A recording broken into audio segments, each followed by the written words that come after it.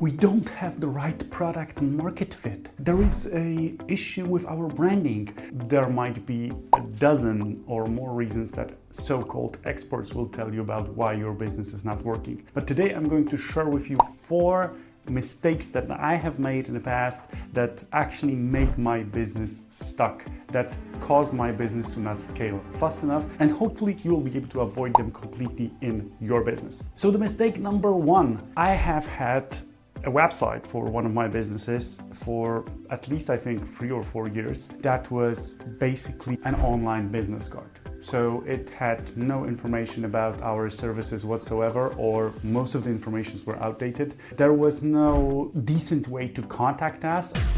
Like there was a phone number somewhere, there was an email somewhere, and there was probably a contact for somewhere, but it was all very complex. It was all very designery. So we let the designer back in the day to just use his imagination to create something that was very, I would say, artsy, but it was not user-friendly. It was not useful. So if your website is making any of these mistakes, I mean, you are not communicating about your products, you are not communicating about your services, you are not mentioning the solution that you are selling, either by giving very deep descriptions about what kind of processes, what kind of things you are doing for your customers. If you are not mentioning all of that on your website, plus you don't have multiple ways in which potential customers can contact you, it's a huge mistake, because you are overlooking a pretty significant channel, lead generation channel, that can work to your advantage. In my opinion, your website should be a center that you will redirect your traffic. You could have landing pages for different lead magnets, different products. You can use SEO to your advantage by writing interesting articles, by providing people with descriptions of products or services that they are actually using on a daily basis, or they would like to use more often or in a more advanced way. You can win your potential customers over, and at some point in time they will convert to become leads. Mistake number 2, actually I was doing this and I'm still doing this, and I think it's a must-have in business, at least in some ways or shapes or formats, but you are not proactively reaching out to people. Therefore, you do focus on your inbound leads from your Instagram account, TikTok account, or any other sort of a source, but you are not proactively reaching out to people. So basically you are leaving money off the table because you just didn't devote the time to design a process or processes around reaching out proactively. If you are working right now with a marketing agency and you have a partnership with them and you exchange leads, if you have a producer or a distributor for your products and they are doing a pretty good job with distributing your product to a certain market, you actually have foundations to build your outreach campaigns upon.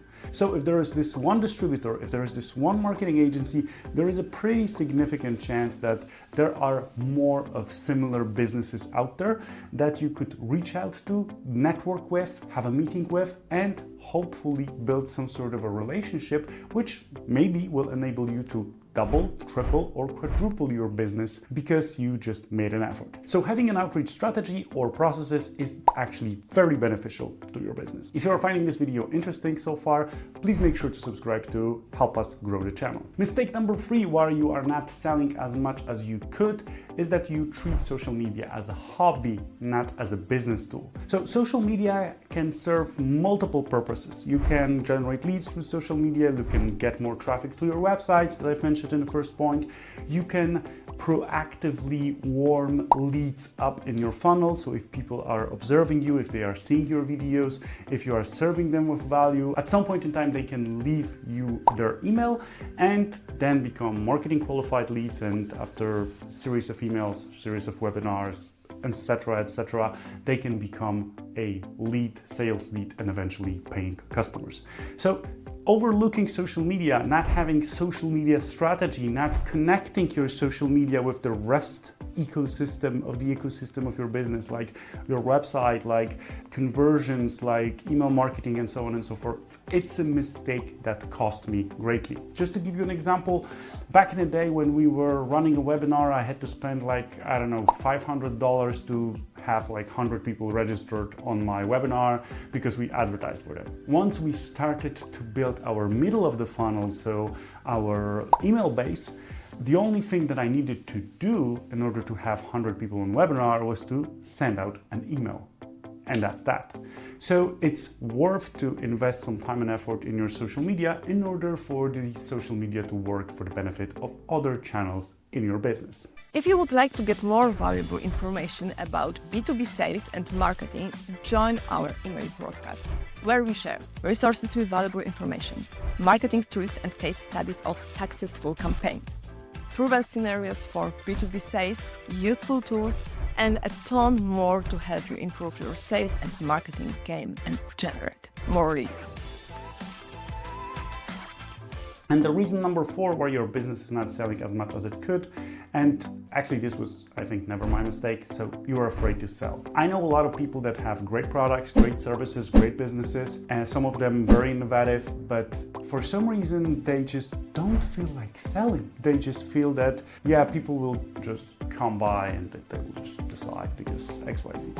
And I think that's a huge mistake, because a lot of people need to have guidance to understand that they need your product or service. And I think that this is actually what sales is all about, to guide people, to help them understand that their current challenges, their current problems, the issues that they are facing are actually pretty well connected with the product or service that we have in our offer. Of course, if that's true, right? But if you can provide your audience with these kind of knowledge, if you can help people understand how their current business, how the lack of certain processes, lack of certain things, certain elements in the overall puzzle fits within your product, and how your product or service fits these blanks, it's a great way to make a successful sell. And if you want to explore this topic a bit more, watch my video on spin selling. And just to sum it all up, I would like to tell you guys that business is always work in progress. So if you don't have everything in place right now, don't get discouraged by that. Just make sure to work tirelessly towards your goals. That's it for now. Thanks for watching. Have a great rest of your day and see you soon.